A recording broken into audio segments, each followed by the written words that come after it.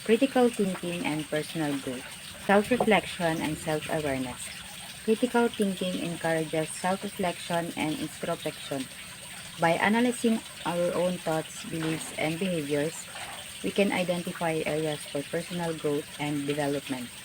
Overcoming cognitive biases, recognizing and overcoming cognitive biases, such as confirmation bias and the availability heuristic, is essential for personal growth and making sound judgments. Developing life skills. Critical thinking skills are essential for navigating and complexities of everyday life, such as making informed decisions, solving problems, and building strong relationships. So, ang mapanuring pag-iisip ay tumutulong sa atin na suriin ang ating sariling paniniwala, kilos at pananaw sa pamamagitan nito.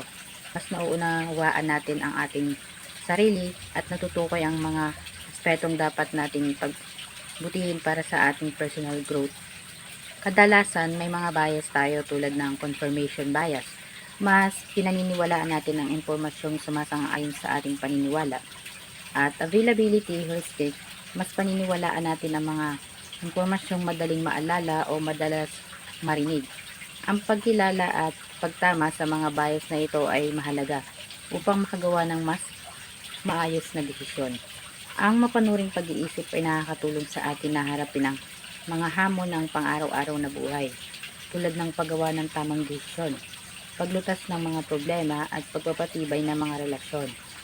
Sa pamamagitan ng masusing pagsusuri at bukas na pag-iisip, mas nagiging madali tayo sa ating mga desisyon at mas napapabuti natin ang ating sarili.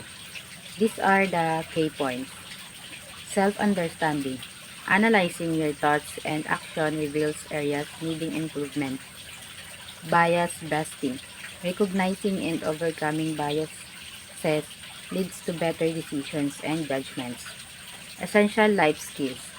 Critical thinking helps you make smart choices, solve problems, and build relationships.